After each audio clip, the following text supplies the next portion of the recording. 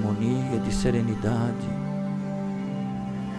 de carinho, de força, a envolver todos nós. Louvado seja, Senhor Jesus, o vosso nome, os vossos ensinamentos e exemplos, os quais tomamos como balizas iluminadas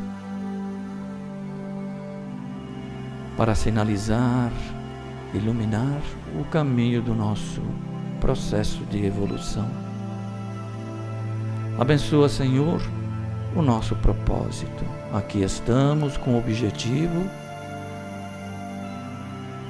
de transformar o conhecimento que nos será ofertado em instrumento, ferramentas para o nosso processo de transformação moral. Abençoa, portanto, Senhor, o esforço que fazemos nesse sentido. Abençoa os benfeitores, incansáveis trabalhadores da vossa seara, que em vosso nome nos amparam, nos assistem, nos auxiliam, nos inspiram, nos socorrem e nos protegem. Em caráter especial, rogamos as vossas bênçãos a envolver a nossa querida Suzy Santos, que traz em vosso nome a mensagem desta manhã ensolarada pela luz da estrela que nos abriga e também ensolarado pela luz do vosso amor que toca todos os nossos corações. Muito obrigado, Senhor Jesus, que assim seja. Bom dia. É um prazer estar com todos vocês esta manhã ensolarada, agradável de domingo, para que nós possamos acrescentar algum tipo de conhecimento, algum tipo de informação que faça com que cada vez mais e melhor nós possamos entender o propósito e a proposta das nossas vidas.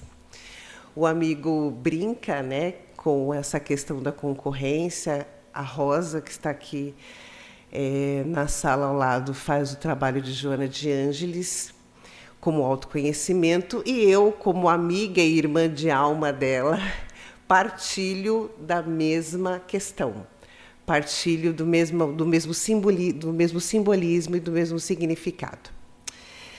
Vamos então começar a proposta que eu trouxe hoje. A proposta de hoje é trazer o que nós mais ouvimos falar a respeito na era cristã, e que me veio enquanto sugestão quando eu vejo na TV uma série, eu não sei se vocês já tiveram a oportunidade de ver ou de falar a respeito, uma série chamada The Chosen, né, que de alguma forma me inspira, me encanta, me retoma a respeito da vinda de Cristo aqui na Terra, porque a série, de uma forma ou de outra, ela retrata de uma forma muito humana, né? Ela traz para nós um Cristo muito próximo, coisas que às vezes a gente, infelizmente, coloca uma distância muito grande, mas essa série ela inspira um Cristo muito próximo. E uma das frases que nós mais ouvimos durante a nossa jornada, lembrando que eu inicio na doutrina espírita com 4 anos de idade, não vou falar, mas eu estou há mais de 50 anos na doutrina, né? Há mais de 50 na doutrina, e eu inicio com 4 anos de idade. Isso de Cristo, do envolvimento do Cristo e da doutrina espírita e do que ele trouxe para nós, é uma coisa que permeia a minha vida inteira, né? Aqui neste salão, com diversos palestrantes, com Divaldo Pereira Franco inúmeras vezes, Eu estive aí onde vocês estão e sempre buscando esse princípio de que qual é o real sentido da vida. Porém, quando o Divaldo traz, ele começa a trazer de algum tempo depois toda uma série de Joana de Ângeles, onde ele aborda mais as questões psicológicas. Eu quis juntar essas duas coisas. Então, Jesus como caminho, verdade e vida, que é uma frase que nós escutamos durante a vida inteira. Mas eu falo assim, mas que caminho, que verdade e que vida, e como é que isso acontece na prática, né? Na prática, ele coloca, eu sou o caminho, eu sou a verdade e eu sou a vida. E ele acrescenta, e ninguém vai ao Pai se não for por mim. Né? E eu falo, meu Deus, como é que... Eu estou colocando isso, que eu assisto essa série o ano passado. Quer dizer, eu já estou com mais de 50 anos e eu fiquei impressionada o quanto que nós ainda somos pequenos ou nos fazemos pequenos diante de tanto conhecimento que se tem. E quando eu faço, então, esses dois links, eu sou o caminho, a verdade e a vida, e vou juntar isso com a questão psicológica de Joana através de Divaldo, é que eu trago essa proposta para vocês. Como é que Jesus e como é que Joana vai nos trazer o que é ser o caminho, o que é ser a verdade e o que é ser a vida? Quando ele fala, eu sou o caminho, a verdade e a vida, ele está se posicionando como o grande mestre e como o grande orientador. Até aí, tudo bem? Eu sou o caminho, a verdade e a vida. Me usem como mestre, me usem como verdade, me usem como vida. Só que ele vai complementando isso e ele fala, em algum momento, não sou eu que vivo no Pai, é Ele que vive em mim. Ou seja, Cristo, Jesus, tem Cristo, tem o Pai, tem Deus dentro dele.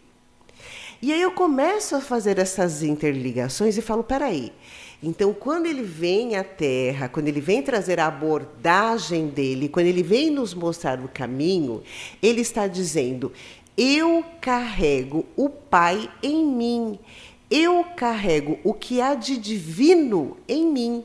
Então, o que ele está dizendo para nós, traduzindo isso? Nós precisamos despertar o Deus que está em nós.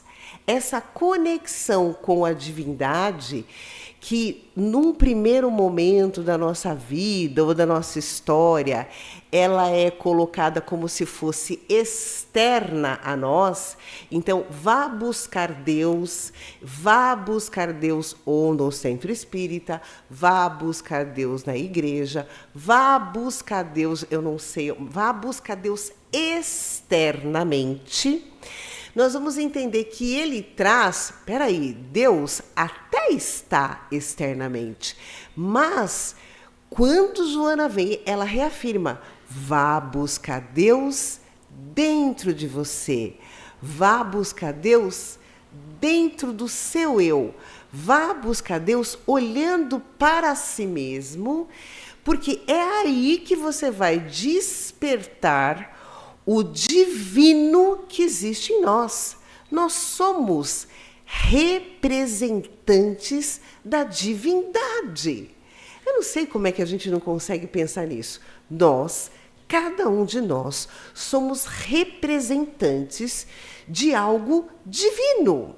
Porque nós somos uma célula divina, nós somos filhos do divino e nós, de alguma maneira, precisamos, ao longo da nossa caminhada, despertar esse divino em nós para que nós possamos manifestar o divino que existe em nós.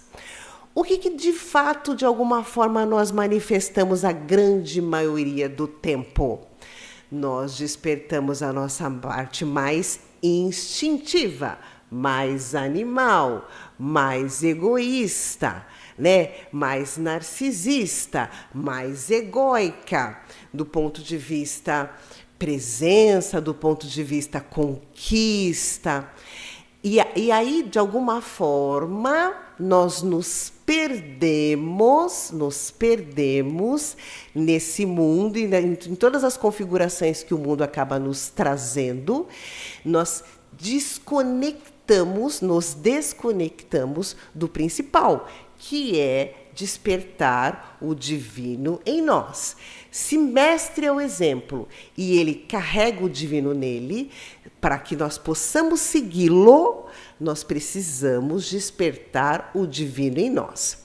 E para que isso possa ficar de uma forma simples, eu trouxe, e eu gosto muito de utilizar, a figura da cruz, o símbolo da cruz, ok?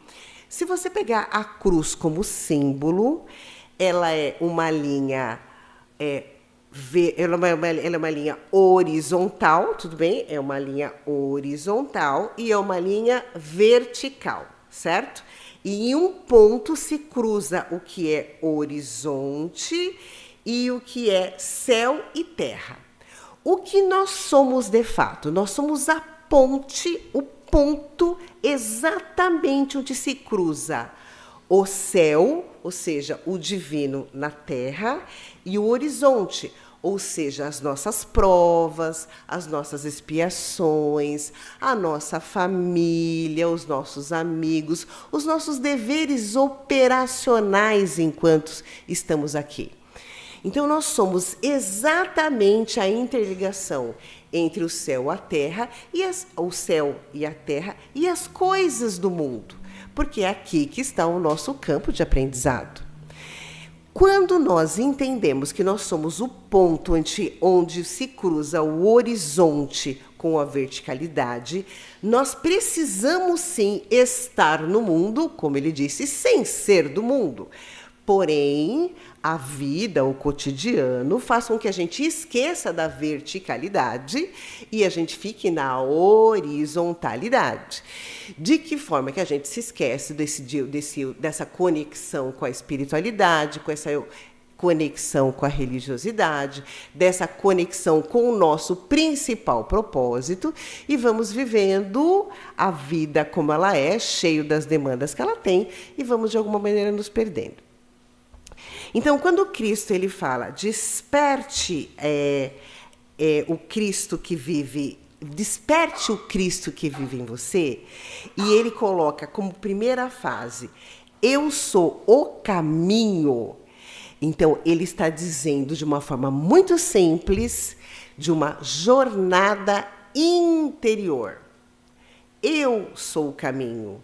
Esta jornada de chegar ao Pai e despertar o Pai em você é uma jornada interna, é um caminho interno e não externo.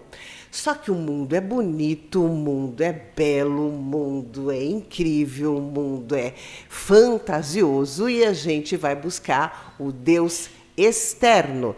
E eu não estou dizendo só de Deus como figura maravilhosa, figura transcendental. Às vezes, os nossos deuses viram outros, né? Os nossos deuses viram compras, roupas, internets, relacionamentos, e a gente vai viver para uma série de deuses humanos, porque a gente endeusa as coisas humanas e a gente fica escravo delas. Então, ele vai colocar, o caminho não é externo, ele é interno. Se o caminho é interno, ele está colocando que, para que eu consiga despertar o Cristo e o Pai e o Divino que existe em mim, eu preciso de uma coisa chamada, que é o que a Rosinha está fazendo lá do outro lado, autoconhecimento. Não tem outro caminho a não ser eu despertar em mim o querer me autoconhecer. Eu nem vou falar dos desafios que isso traz. Meu Deus do céu, né? O que Nietzsche colocou lá, torna-te quem tu és. Muito, eu gosto da Rosa porque, como a gente trabalhou muito tempo no mesmo consultório, eu entrava na sala e ela tinha escrito, torna-te quem tu és. Todos os dias eu lia assim, torna-te quem tu és, torna-te quem tu és. Mas quem eu sou? Então, o caminho do autoconhecimento é um dos principais para que eu, me conhecendo, consiga despertar esta divindade, este eu crístico, esse eu cristão real e verdadeiro que existe em mim. Então, é autoconhecimento. Então, o processo de autoconhecimento, ele implica em responsabilidade emocional e consciência. Parêntese. Responsabilidade emocional e consciência. Bom, como o nosso amigo nos apresentou, eu sou psicóloga. Tudo bem de eu fazer terapia? Eu faço, ok? Eu faço terapia. Porque, afinal de contas, né?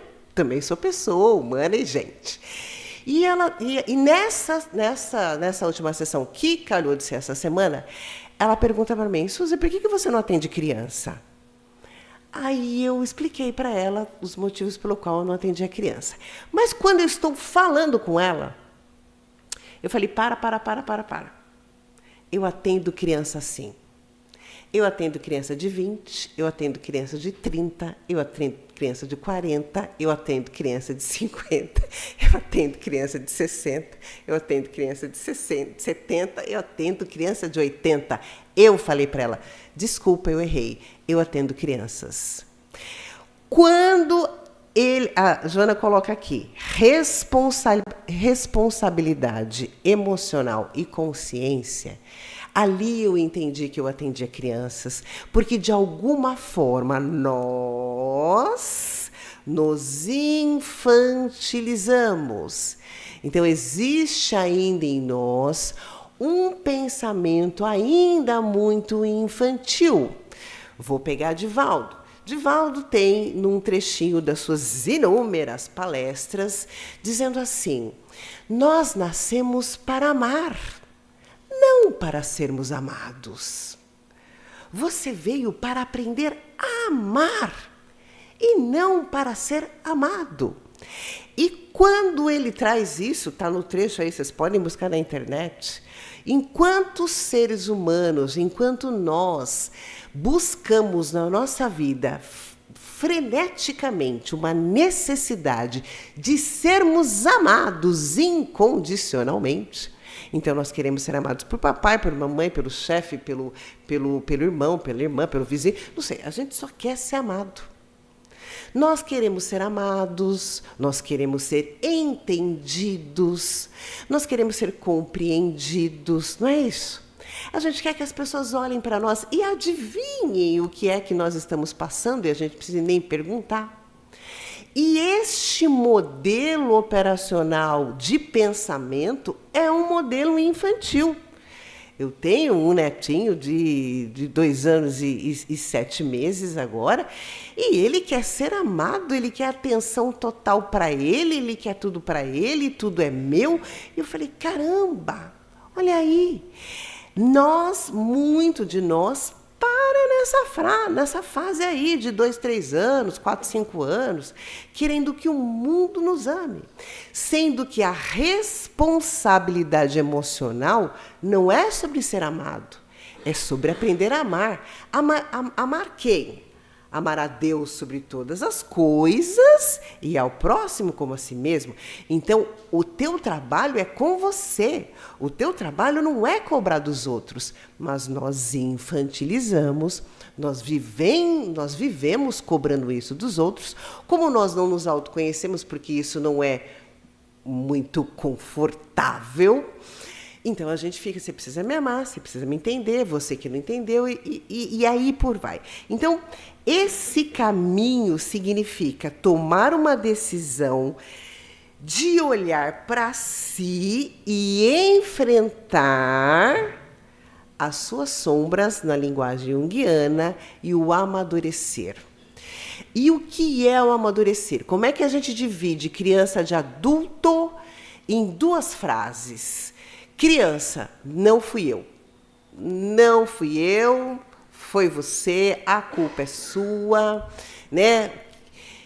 E adulto, qual foi e qual é a minha responsabilidade aí nesse desentendimento, nesse processo, nesse acontecimento. Então, quando nós simplesmente delegamos para fora de nós qualquer responsabilidade, não assumindo a nossa responsabilidade em tudo que nos acontece, e aí sim eu vou incluir que nós, de alguma maneira, também, de alguma forma, infantilizamos. E aí você vê dentro do movimento espírita, e claro, eu vi isso dentro da minha família muito. Não fui eu estava obsedada, não fui eu, foi influência espiritual, não fui eu. Né? Foi um irmãozinho menos favorecido que passou por aqui. Quer dizer, você vê que existe, é claro que é um modelo infantilizado de pensar, mas ele dá uma acalmada na nossa coisa. Porque sim, nós sofremos influência da espiritualidade, né? Os espíritos influenciam na nossa vida, lá 429 e 59 do Livro dos Espíritos, muito mais do que imagineis, a ponto de às vezes, vos dirigir. Mas quando eu pego essa pergunta e falo assim, olha, não fui eu, foi uma influência espiritual, eu estou infantilizando, porque se foi uma influência espiritual, quem foi que deu abertura? Eu. Quem foi que atraiu? Eu. Quem é que deu a abertura, permitiu e atraiu? Eu.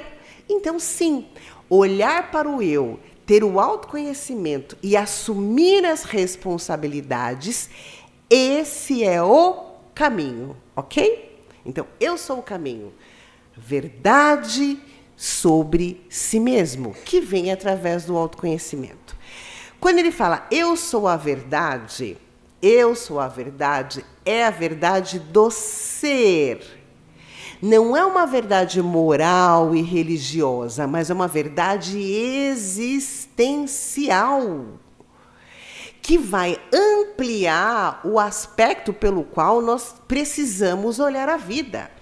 Então, ok, nesta vida eu vim do sexo feminino, da cor de pele escura, da cor negra, eu vim na classe média, assim, né? Vai lá, vai ter que prover e batalhar para o seu sustento, vai ter sim essas e estas questões de vida que você vai ter que superar. Esta é uma verdade existencial, ou seja, cada um de nós aqui tem uma verdade sobre a vida nesta vida, porque essa verdade é existencial. Estar aqui para evoluir é uma condição humana, ou alguém duvida disso? Estar aqui para evoluir é uma condição humana. Essa condição atinge a mim, atinge a vocês, atinge quem nem está aqui nem pensando sobre isso. É uma condição humana nós vivermos, nós somos uma existência, nós somos um ser. A nossa identidade é muito mais profunda do que o papel que eu tenho nessa existência. Então, nessa existência, eu estou a Suzy Cristina, que nasci filha da Olívia e do seu José Inácio, que sou a irmã mais velha de 3, e a irmã do meio é a Suzete, que muitos devem conhecer por aqui. Entende? Então, nesta existência, nesta vida, eu vim com esse papel que vai me direcionar para determinados aprendizados. Mas a vida é uma existência e essa é a verdade. Essa é a verdadeira e principal verdade. E não que eu tenho que isso, eu tenho que aquilo, eu tenho que aquilo, eu tenho que aquilo.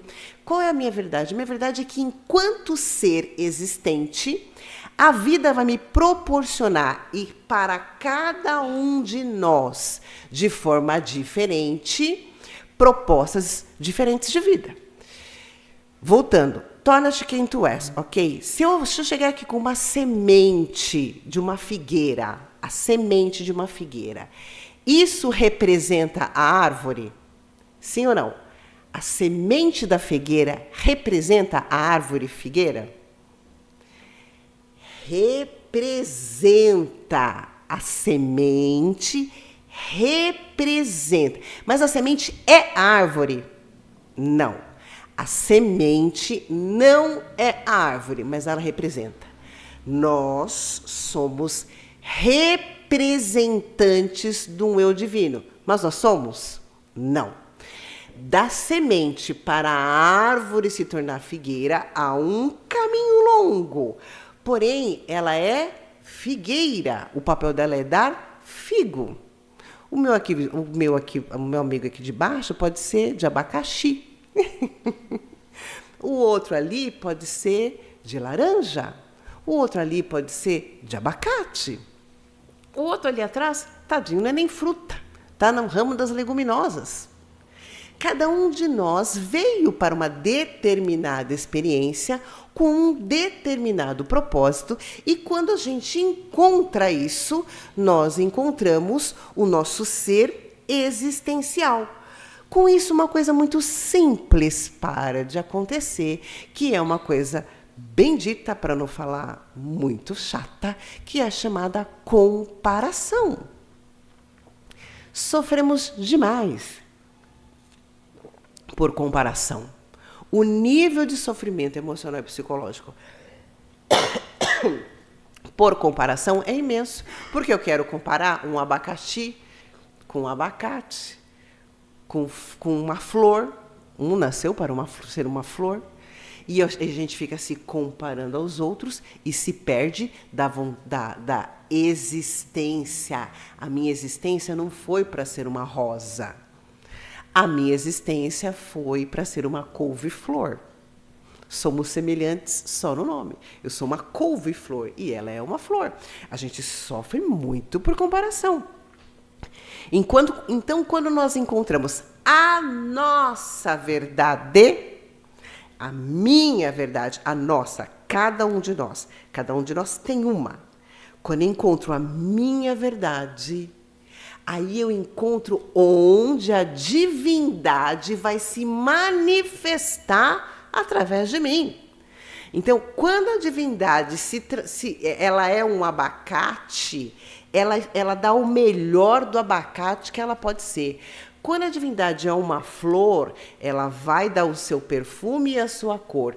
Quando a divindade é uma fruta, ela vai ser a melhor fruta. Quando a divindade é um conhecimento, é uma arte, é uma tecnologia, é uma música, é uma inteligência, então a divindade ela vai se manifestar em cada um de nós de uma forma. Mas se eu não encontro a minha verdade e o que eu vim para manifestar, eu fico refém do que o universo está me dizendo, e aí eu não me encontro, e aí eu fico perdido, e aí eu perco a conexão com o real divino que existe em mim.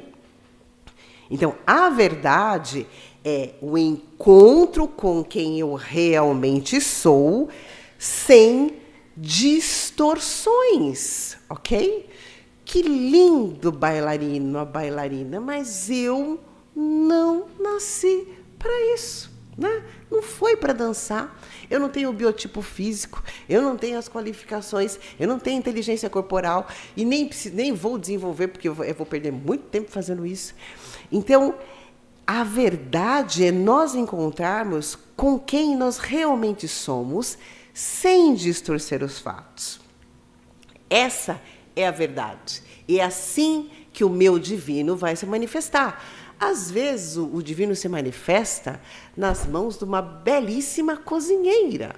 Eu fiquei sabendo aqui na creche que a cozinheira daqui é fantástica. Falei, o divino dela se manifesta no fogão. E que delícia que é aquela comida. A minha irmã me coloca, porque quando ela entrou aqui, ela falou, Suzy, foram 10 quilos, todo mundo que entra lá engorda. Por quê? Porque a mulher ela cozinha divinamente. Põe eu para cozinhar aqui, que vai todo mundo perder peso. Todo mundo vai ficar magrinho. Porque não tem o talento e o meu divino não se manifesta ali. Percebe? Então, conhecer a verdade sobre si e encontrar a verdade sobre si, que só vem através do autoconhecimento. E aí ele parte por terceiro. Então eu sou o caminho, eu sou a verdade e eu sou a vida? A vida, eu sou a vida. Vocês têm noção de que nós representamos a vida? Eu sou a vida. Quando eu falo para vocês, eu sou a vida, eu estou, de fato, representando o que é a vida. E o que é eu sou a vida? É a integração. Eu sou a vida em plenitude. Eu sou a vida porque a vida é uma consciência expandida e não apenas uma existência biológica, ok? A vida é uma consciência, ela não é uma existência biológica, senão a vida terminaria quando eu e o meu corpo físico acabarem. A vida termina quando a minha vida física e biológica acaba? Não. Muito pelo contrário.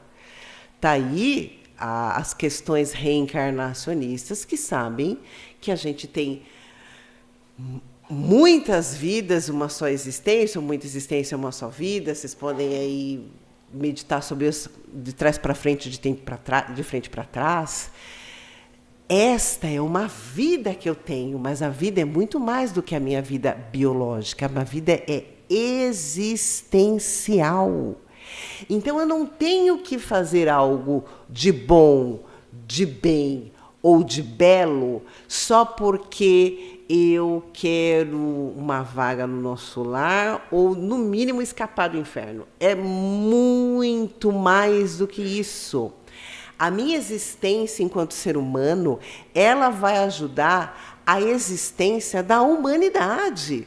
O que eu fizer de bom vai reverberar em vocês, que vai reverberar na família de vocês, que vai reverberar na existência de vocês, que vai reverberar no sistema planetário, primeiro da sua cidade, depois da sua família, depois mundial, depois planetário.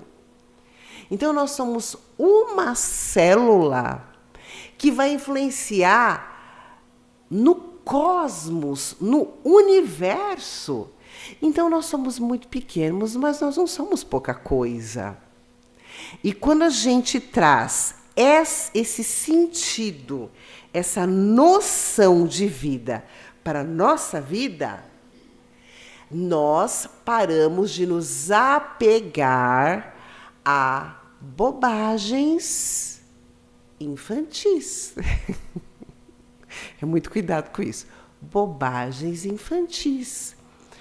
Bobagens infantis significa muito mimimi, muita discussão por nada, muita crise existencial, porque... Vou trazer um exemplo que eu não gosto muito, mas porque não tinha o sapato da cor que eu queria, aí você faz daquilo um drama, acabou sua festa, acabou seu casamento, acabou. Então, nós enquanto humanidade, ainda estamos muito infantilizados.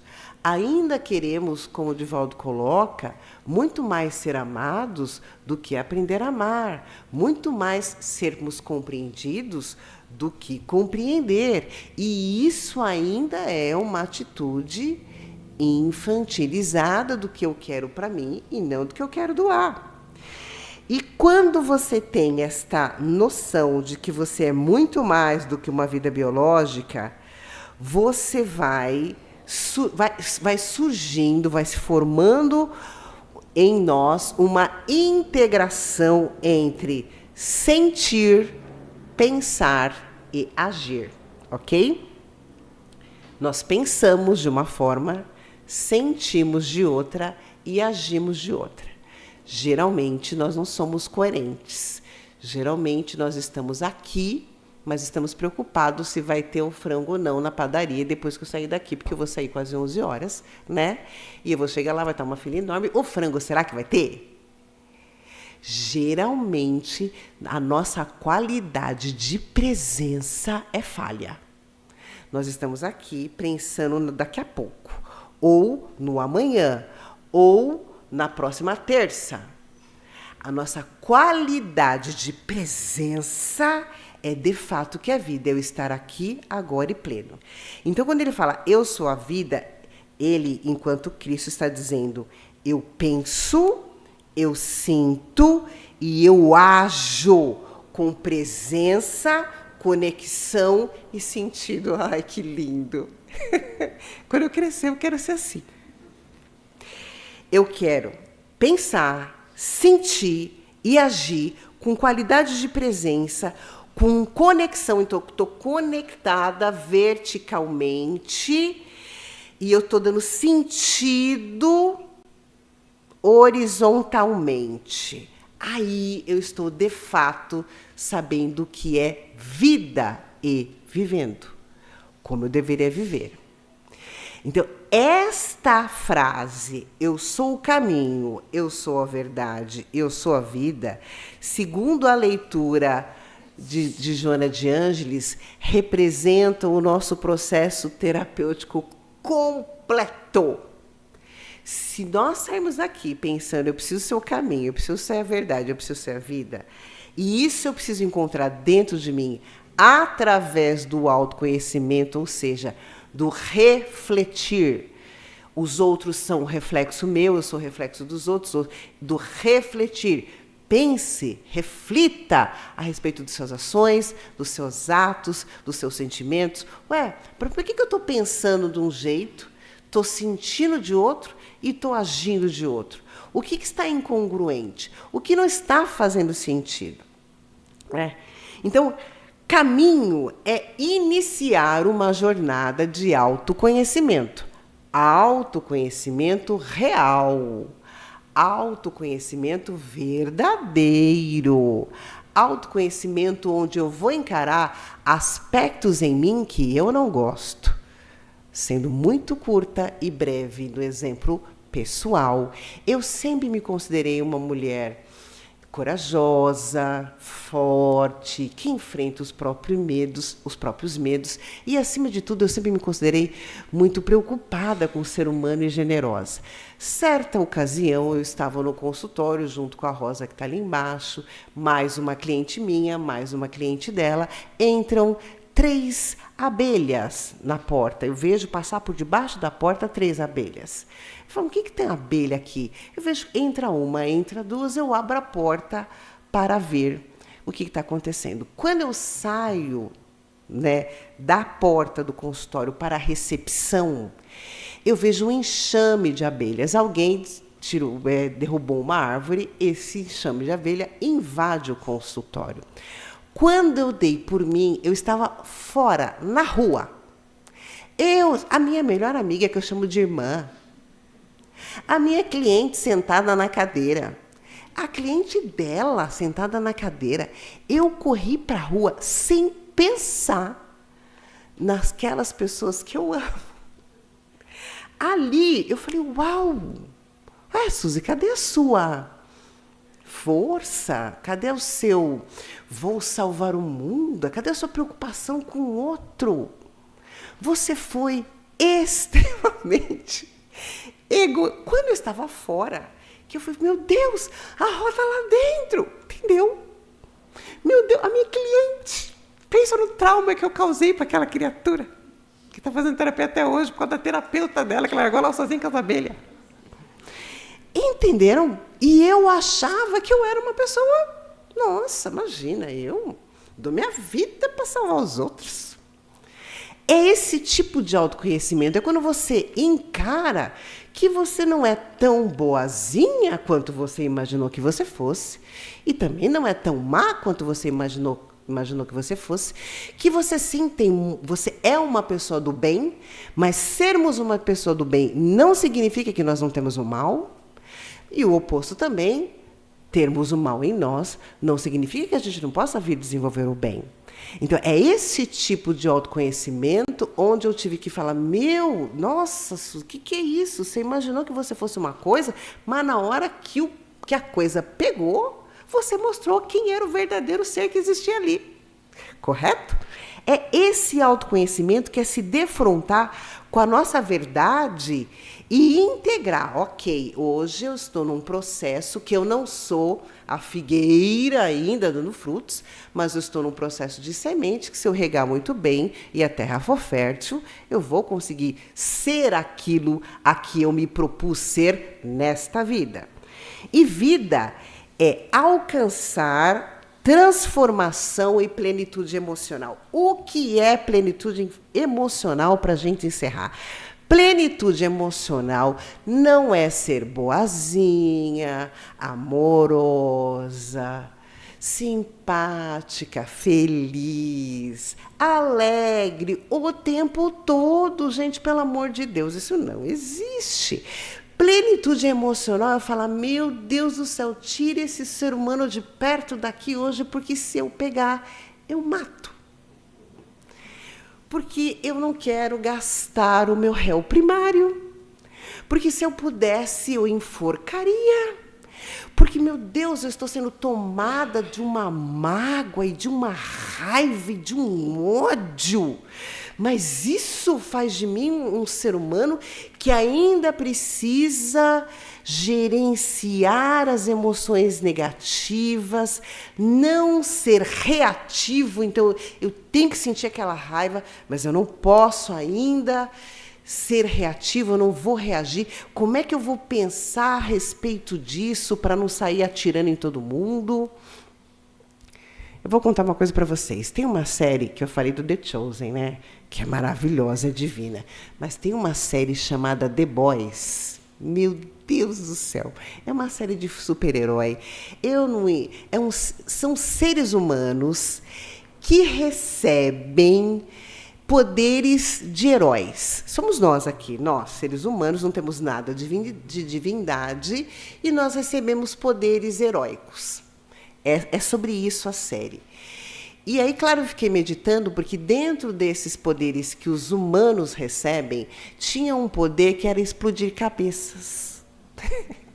Aí eu falei: gente, se eu estivesse nessa série e eu recebesse, ia ser só cabeça explodindo. Plum, plum, plum. Porque vem a raiva, você quer explodir a cabeça de alguém. Só que na série, esses heróis, como eles são humanos, eles explodem a cabeça do povo, né? Falei: nossa, é isso aí. Quando a gente fala de vida, é a gente alcançar essa plenitude emocional, que, vamos falar numa linguagem mais popular, é a inteireza. Eu sei que eu sou boa e eu sou ruim, eu tenho pensamentos positivos e negativos, eu tenho emoções bacanas e emoções destrutivas, e é isso que eu sou. Eu vou me transformar num eu divino, eu vou aprender a manifestar o eu divino que existe em mim, porque eu sou filha da divindade e acabou. Quem é teu pai? É Deus, e eu sou filha dele. Não é possível que eu seja muito diferente dele. Eu tenho que aprender a expressar isso. E ele vai ser o caminho, ele vai ser a verdade, ele vai ser a vida, só que eu só vou conquistar isso, e nós só vamos conquistar isso se a gente olhar para a gente através desse autoconhecimento. Então, alcançar a transformação e a plenitude emocional significa, para o nosso nível de consciência, o gerenciamento pleno das nossas emoções. Plenitude emocional, eu gerenciar plenamente as minhas emoções, não ter as emoções, ok?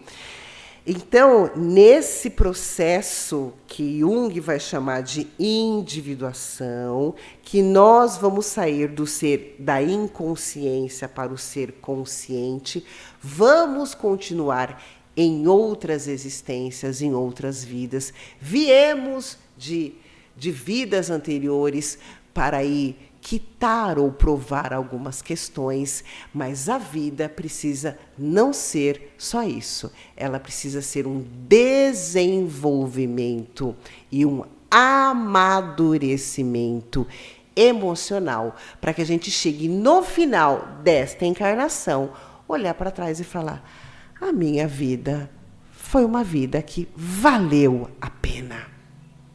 Eu vivi, eu venci. Se chorei ou se sorri, o importante é que emoções eu vivi, Porque se você vive de fato plenamente, você sente que viveu. Agora, quando você só fez um papel porque você ficou baseada no que os outros queriam de você, aí você olha para trás e fala: minha vida não foi uma vida que valeu a pena.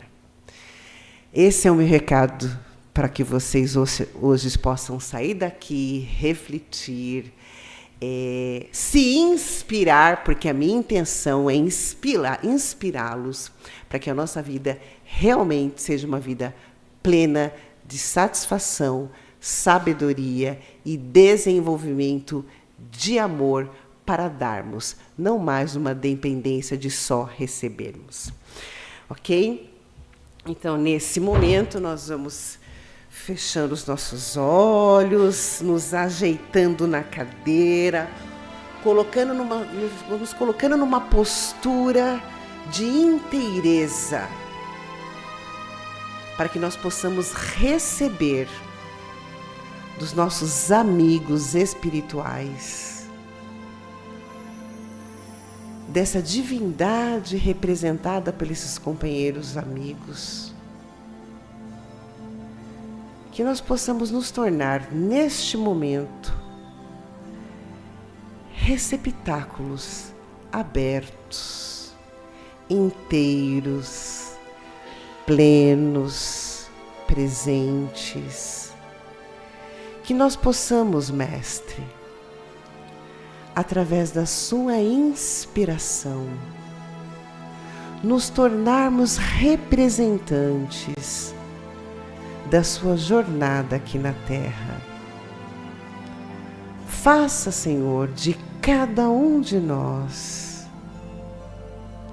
a semente que crescerá na sua sabedoria, no seu amor e na sua paz.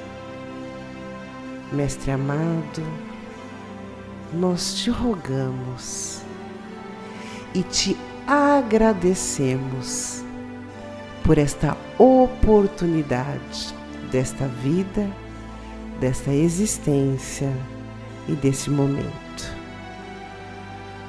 Abençoe-nos, Senhor, hoje e sempre, na tua paz. Assim nos despedimos por hoje e cada um de nós possamos, ao sair daqui, sermos sementes de amor, sabedoria e alegria. Acompanha-nos, Senhor, em sua paz, que assim seja.